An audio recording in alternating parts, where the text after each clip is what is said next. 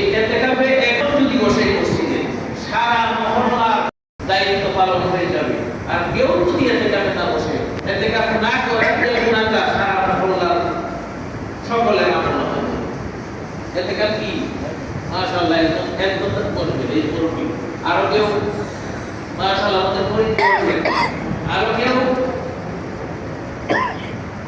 চিন্তা ভাবনা করতে হচ্ছে এই যে দুইটা হজ, দুইটা উমরা, যারা মনে করে প্রথম এটা বলে যায় কিন্তু বলা যায় না, এই জন্য আমরা সুযোগ গ্রহণ করার চেষ্টা করি। আল্লাহ পাক আমাদেরকে তৌফিক দান করে। সেটা হলো ইতিকাফের বাইরে থেকে সারা পৃথিবীর মানুষ যত নেক করবে, লাভের কথাটা বলি, সারা পৃথিবীতে যত নেক কর্ম হবে, হয়তো আমি বাইরে থাকলে এই নেকটি করতে পারবো, কিন্তু সারা পৃথিবীতে যত নেক কর্ম হবে এই নেক কর্মের সওয়াব আপনি এতেকাফে বসার কারণে আল্লাহ পাক আপনার আমার আমল দান করবেন। তাহলে আমি তো এতেকাফের বাইরে যাই ভালো ভালো কাজ করতেছি, এই আমি বাইরে থাকলে কল্যাণ করি, কিন্তু আমি তো এতেকাফে বসে বসি, আল্লাহ কই যদি করতো, আল্লাহ তো সব জানে। ওর কথা হলো আপনাকে আমাকে লাভবান করার জন্য যা যা করা দরকার আল্লাহ করে। বলতে তুই যখন এতেকাফে বসছ তো তোর লাগে আমি সুবিধা করে দিলাম। এতেকাফের বাইরে যত মানুষ পৃথিবীর মধ্যে ভালো কাজ করবে, যত প্রকারের ভালো কাজ হবে, সমস্ত প্রকারের ভালো কাজের অংশ আপনারা আমরা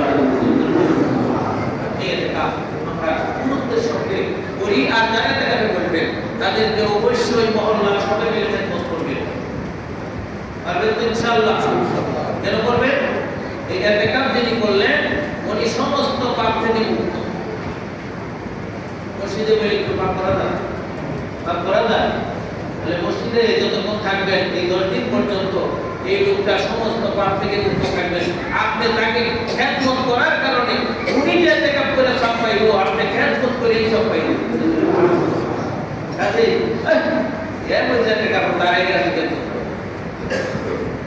আসলে এগুলো এটাও করে কি বুঝলি না যে ভাবেটা আমাদের মধ্যে কিন্তু আছে, মানে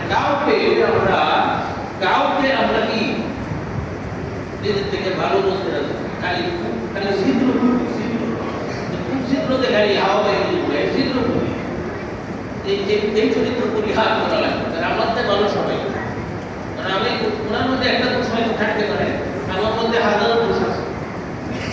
জন্য আমরা কাউকে ছোট করে না দেখি, নিজেদেরকে ছোট করি। আর নিজেদেরকে যখন আমি ছোট করবো কার জন্য? আল্লাহর জন্য। আল্লাহ আপনি আমাকে উপরের দিকে উঠাবে।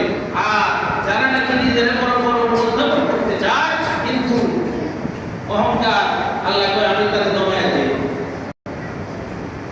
আল্লাহ যদি করে দমায় দেয় এ উঠাবো, আর আল্লাহ যদি করে উড়াই দেয় তারা কেউ দমাই পারবো?